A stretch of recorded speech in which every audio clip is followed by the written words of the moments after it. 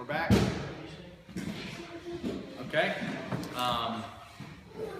This will be, I guess, the beginning of our last announcement video. Still got a lot more to do, so we'll have some more videos with updated rankings and previews and stuff. But this will be the last one focused just on announcing these matches.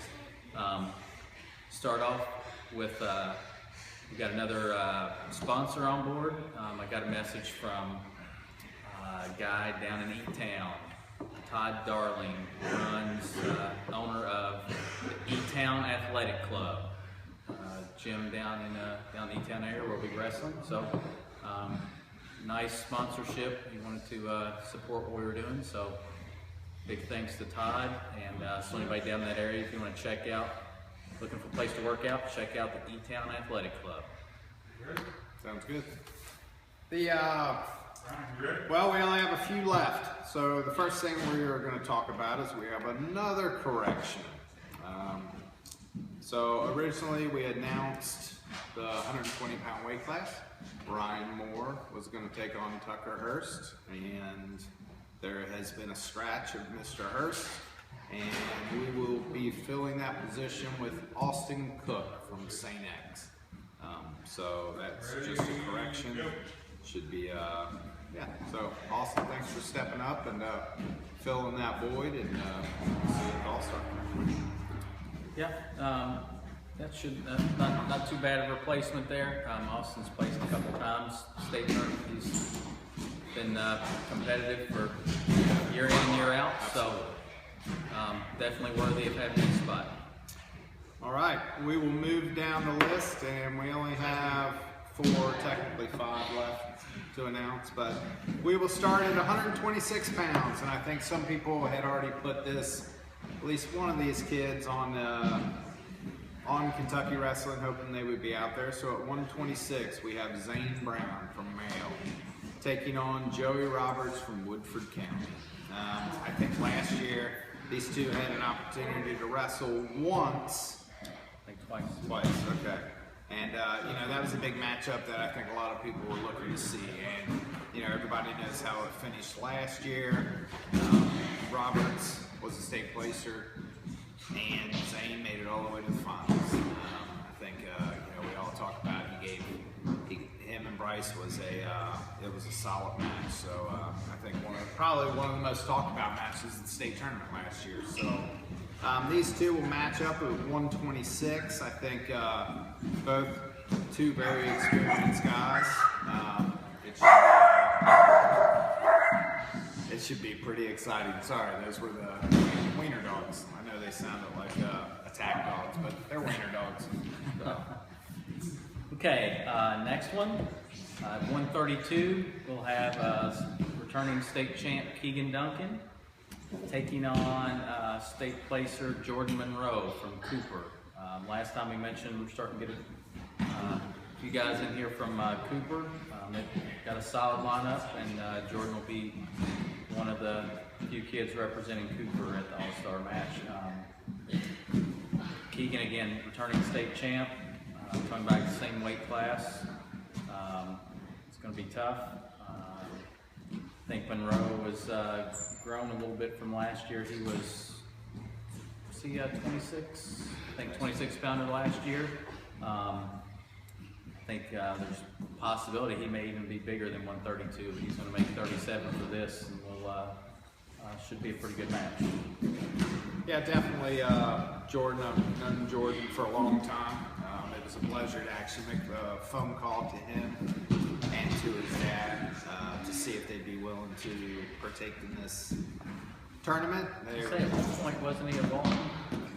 At one point, Jordan was at Bowling. We actually, I think before we actually made the move out here, we lived in the same neighborhood, and I used to pick Jordan up, drive him to practice. He wrestled for our middle school team, and he ended up, I thought he was actually going to come. He ended up going back to Cooper.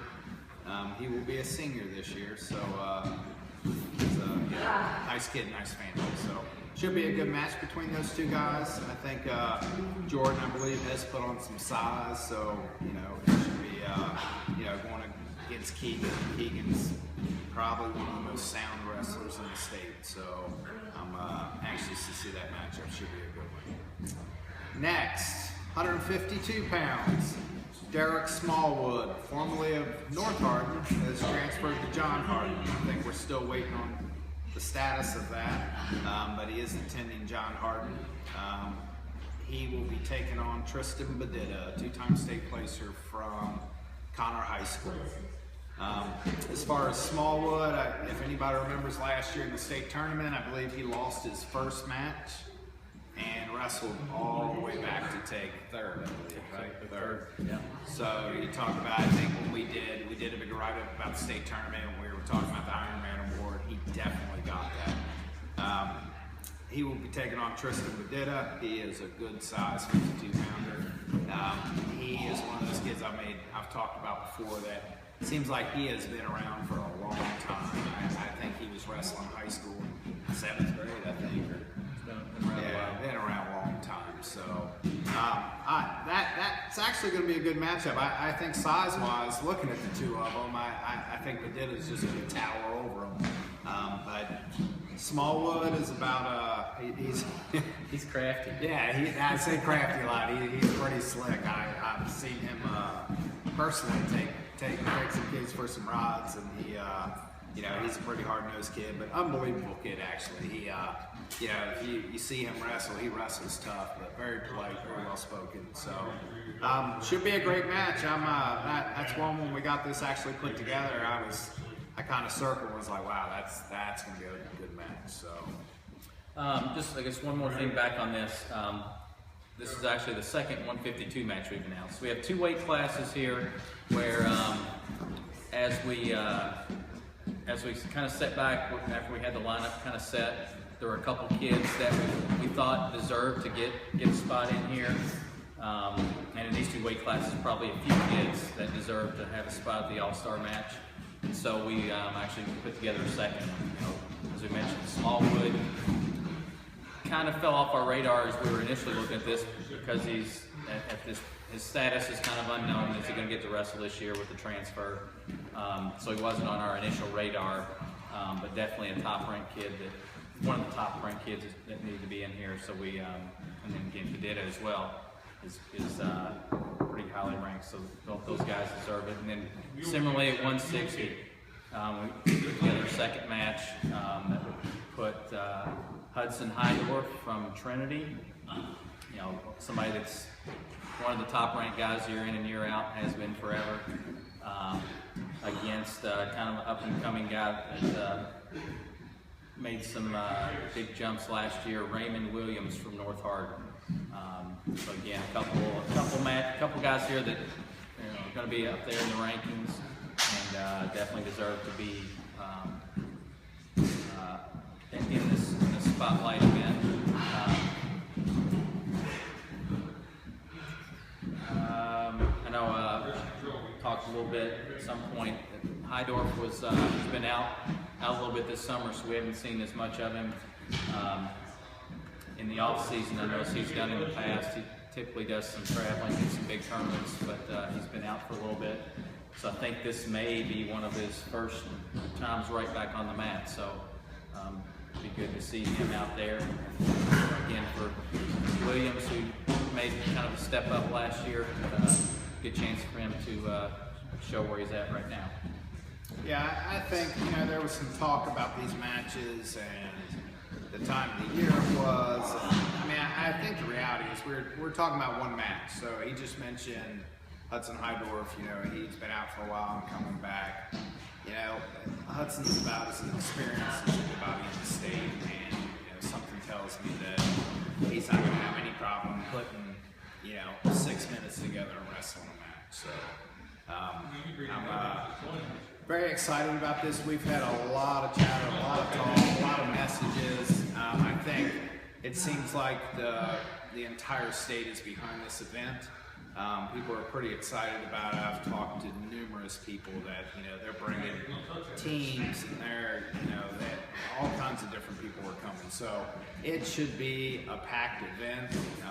I'm excited for it. I think it's going to be a turnout like we were expecting, and try to make it as, you know, competitive and as fun tournament as we possibly can. And the idea is hopefully, you know, each year we can, you know, continue growing on it. Hopefully turning this into something that's pretty special for kids. So.